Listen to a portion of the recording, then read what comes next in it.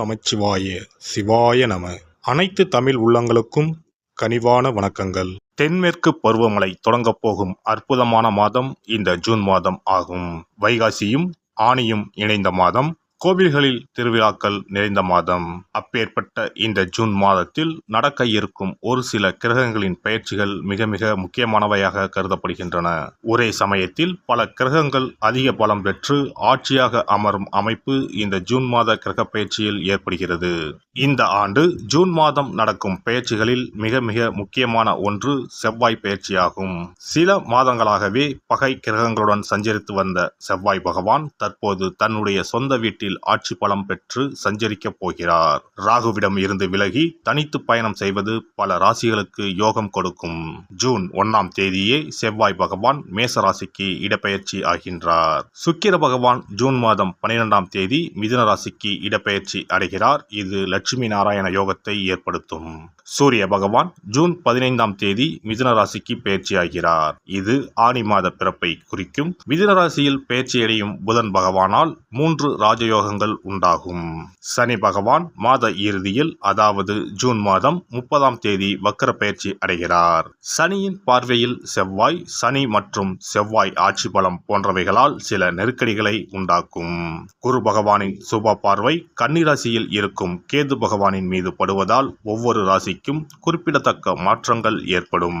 இந்த கிரக பெயர்ச்சிகளின் காரணமாக மிதுன ராசியில் புதாதித்ய யோகம், சுக்கிராதித்ய யோகம், கஜலட்சுமி ராஜயோகமும் உருவாகிறது.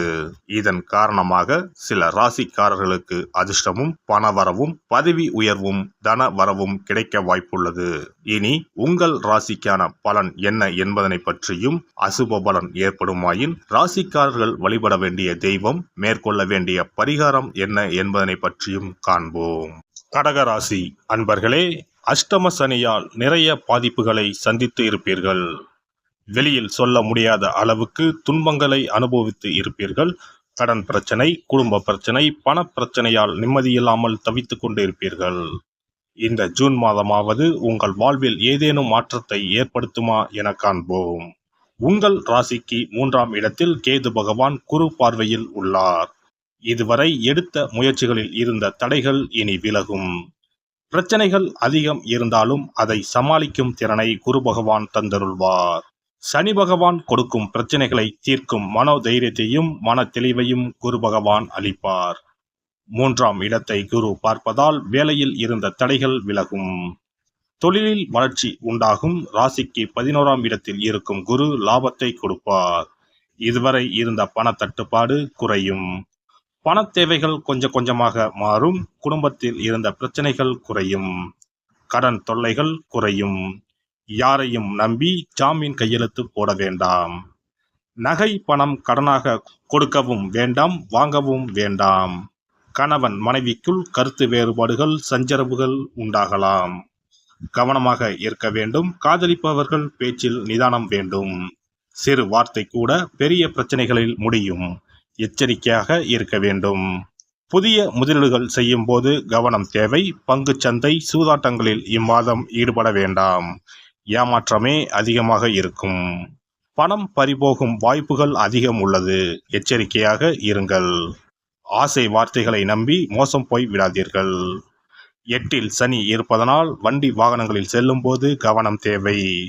கடந்த காலங்களில் வண்டி விபத்து, மருத்துவ செலவுகளால் அவதிப்பட்டு இருப்பீர்கள். இந்த ஜூன் மாதத்தை பொறுத்தவரை பயணங்களில் மட்டும் கவனம் தேவை. உடல் நலனிலும் அக்கறை காட்டுங்கள்.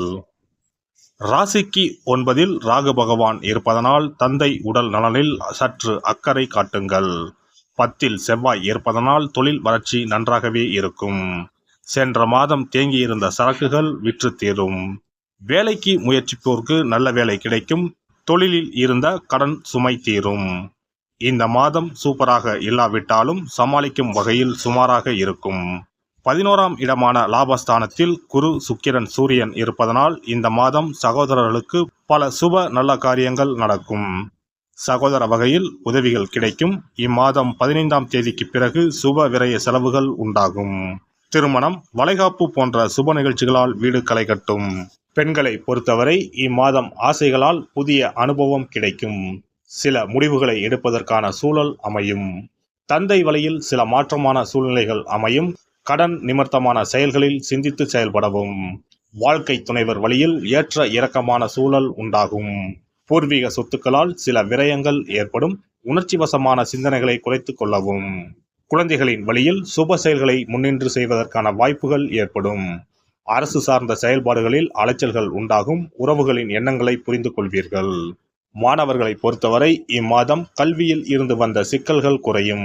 மேல்நிலை கல்வியில் முயற்சிக்கு ஏற்ப நல்ல மதிப்பெண்கள் கிடைக்கும். உயர்கல்வி தொடர்பான விஷயங்களில் நன்கு சிந்தித்து முடிவெடுப்பது நல்லது. மறைமுகமான திறமைகளை வெளிப்படுத்துவதற்கான வாய்ப்புகள் அமையும். நண்பர்களை பற்றிய புரிதல் மேம்படும். விளையாட்டு விஷயங்களில் ஆர்வம் அதிகரிக்கும். அரசு வழியில் எதிர்பார்த்த சில உதவிகள் கிடைக்கும். அரசியல்வாதிகளின் செயல்பாடுகளில் சில மாற்றங்கள் ஏற்படும்.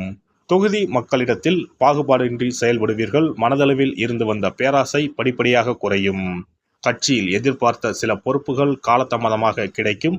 எதிராக செயல்பட்டவர்கள் விலகி செல்வதற்கான காலகட்டம் உண்டாகும். எதிர்காலம் குறித்த சிந்தனைகள் மனதளவில் மேம்படும். பேச்சுக்களில் கனிவும் உங்கள் மீதான நம்பிக்கையும் அதிகரிக்கும். சனிக்கிழமை தோறும் நல்லெண்ணெய் தீபம் ஏற்றி ஆஞ்சநேயரை வழிபட வரவுகளில் இருந்து வந்த தடைகள் மற்றும் குடும்பத்தில் இருந்து வந்த கருத்து வேறுபாடுகள் மறையும்.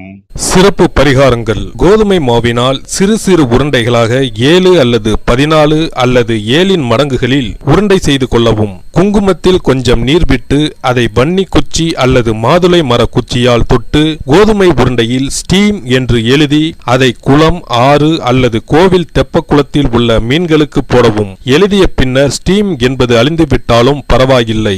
இவ்வாறு வெள்ளிக்கிழமை அல்லது ஞாயிற்றுக்கிழமைகளில் செய்து வர லட்சுமியின் அருள் உண்டாகி பணத்தட்டுப்பாடு நீங்கி செல்வம் சேர தொடங்கும். வெண்கடுகு சிறிது, 2 வத்தல் மிளகாய், 3 கல் உப்பு, பச்சை கற்பூரம் 3 இவை அனைத்தும் சேர்த்து வெள்ளை துணியில் போட்டு பின்பு அதை முடிந்து நல்லெண்ணெயில் நனைத்து வீட்டின் முன்பு இரவு 10 மணிக்கு மேல் எரிக்க ஏவல், பில்லி சூனியம் விலகும். தூங்கும் போது யாரோ அமுக்குவது போன்று இருப்பது, சிறுவர்கள் பயத்தில் சிறுநீர் கழிப்பது போன்ற தொந்தரவுகள் இருந்தால் படிகார கற்களை தூங்கும் அறையில் அல்லது தலையணைக்கு கீழே வைக்க வேண்டும். தோல்வி, அவமானம், எதிர்ப்புகள் ஆகியவற்றை சமாளிக்கும் மன வலிமையை அதிகரிக்க வாராகி அம்மனை மனதார வழிபட்டால் நிச்சயம் நல்ல பலன் கிடைக்கும். முடியவே முடியாது என்று நினைத்து கொண்டிருக்கும் காரியத்தை கூட உடனே முடித்து காட்டும் வல்லமை படைத்தவள் வாராகி அம்மன். இந்த வாராகி அம்மனுக்கு 8 சனிக்கிழமையில் சுத்தமான மண் அகல் விளக்கு ஒன்றை எடுத்து அதில் நல்லெண்ணெய் ஊற்றிக்கொள்ள வேண்டும். ஒரு கருநீல துணியை கட்டமாக வெட்டி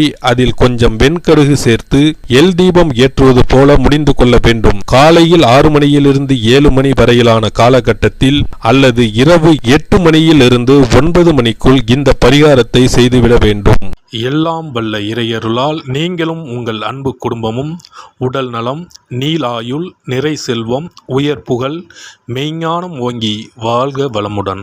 இந்த வீடியோ பதிவு உங்களுக்கு பிடித்திருந்தால் லைக் பண்ணுங்க, கமெண்ட் பண்ணுங்க, ஷேர் பண்ணுங்க, மறக்காம சப்ஸ்கிரைப் பண்ணுங்க. பக்கத்துல இருக்கிற பெல் பட்டனை கிளிக் பண்ணுங்க. நன்றி, வணக்கம். ஓம் நமச்சிவாய. சிவாய நம.